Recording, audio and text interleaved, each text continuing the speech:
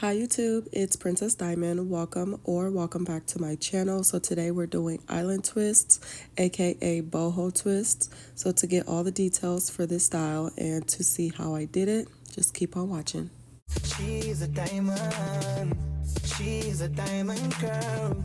She's a diamond. Diamond, diamond, diamond. So for the twist, we're using the Expression pre-stretched braiding hair in the color 1B, and this is 72 inches long. They do have them much shorter, but we're going for a longer length. The link to the hair is down in the description. I did completely forget to take a picture or video of the human curly hair, so I apologize for that, but that is also linked down in the description below if anyone is interested. We used 18 inches and only one bundle. Of course, if you wanted it longer, you can get longer length, or if you wanted it fuller, you can get more bundles, but that is what we use. So I'm doing brick layers, and I'm starting it out with just doing regular knotless braids.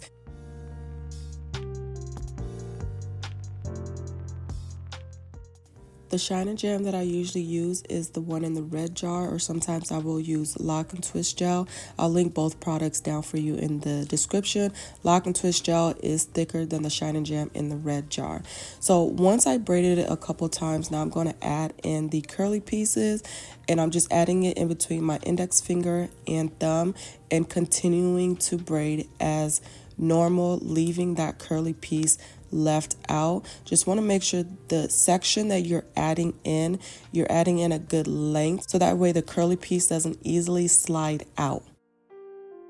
Now once you have a good amount braided, then you're going to split the hair into two sections, and then you're going to start to twist it together. And yes, for these twists, you do want to make sure you're twisting each strand or section individually as you're twisting them together. So what I mean is, you're not just doing a regular 2-strand twist, but as you can see, each strand I'm twisting going to the left, but then as I'm twisting them together, it's wrapping going to the right. And yours can go the opposite way. If you're more comfortable, you can wrap it going to the right and then twist it together going to the left, whichever is more comfortable for you. Either way, each strand needs to be twisted as well as wrapped. For those that are using shorter length hair, if you want to add length, this is how you will just add in a little small section of the braiding hair and then just continuing to twist as normal. And that's if you want to add a little bit of length or add a little bit of thickness for whatever reason.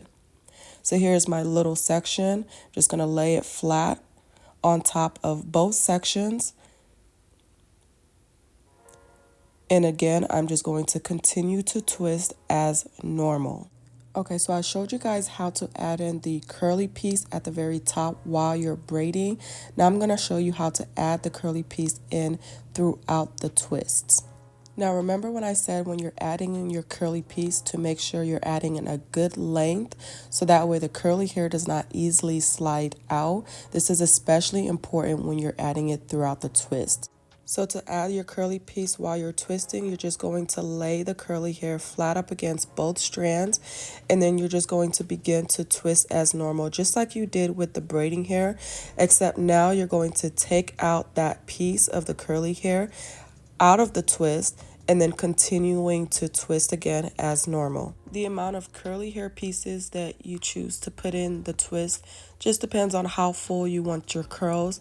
If you don't want that many curls, of course, you don't have to put as many pieces. I think typically I use about 4 to 5 strands of curly hair pieces throughout the twist, and sometimes that includes the one at the ends. So you can twist your twist all the way to the end and not add any curly hair at all, or you can add in a curly hair piece to just give it some curls at the ends. And I'm just adding it in just the same way, except I'm not taking out the curls this time. I'm just going to twist it all the way until pretty much the braiding hair is all gone, and then I'm going to add a little tiny drop of nail glue. And if you don't want to use nail glue, or you don't have nail glue, then you can just knot the ends just by using a little tiny section of the curly hair piece, wrapping it around and creating a knot 3 to 4 times. For the rest of this video, I'm going to show you guys me doing another twist just all the way through in real time, so not sped up or slowed down or anything. And then also just giving some information on the hair. Again, like I said, I used the Expression pre-stretch braiding hair, and that braiding hair was 72 inches long, but it does come in different lengths. You can get it off Amazon. It's linked down in the description below. We used, I believe, 2 packs of that, if I'm not mistaken. Get 3 just to be safe. And then as far as the curly hair, again, I didn't take a picture or video of that, I just forgot, but that is also linked down in the description below. And we used 1 pack of that curly hair. It was 18 inches long, and it does not come with any of the wefts, so it's already cut for you guys. If you're interested in the parting technique for this style, I do already have a how to part tutorial on my channel, so I'll link that up above and down below for you guys to go and check out, because I use the same parting technique for this style. Once I completed this style, I did go ahead and spray the twist with some leave-in conditioning spray, as well as applied mousse all over to the twist and the curls. I did not dip the ends of these in hot water, especially since the ends had the curly hair. I instead just steamed the twist with a steamer, which I'll link down below for you guys to check out if you're interested. I do recommend steaming rather than dipping it in hot water, just because sometimes when you dip the curls in hot water, you mess up the curls prematurely, especially if you don't know how well the curls will do in hot water. So if you do prefer to dip your ends in hot water, but you're working with human hair that you're not really familiar with, then I would recommend just doing like a test strand, dipping like one twist or one piece into the hot water and seeing how that does, rather than dipping all of it in hot water. That's just if you really want to dip it, but like I said, I do recommend just steaming their hair instead. Working with these human hair curly bundles, you're typically going to get a lot of these like pieces that tend to stick out because of the blunt ends. So when you have that, just use some scissors and just snip those away. Of course, be careful not to cut your client's hair. If you're working with Shine and Jam or some type of hold gel, that should not be an issue. Your client's hair should not be sticking out, but you just want to be sure that you're only cutting the human hair that is sticking out.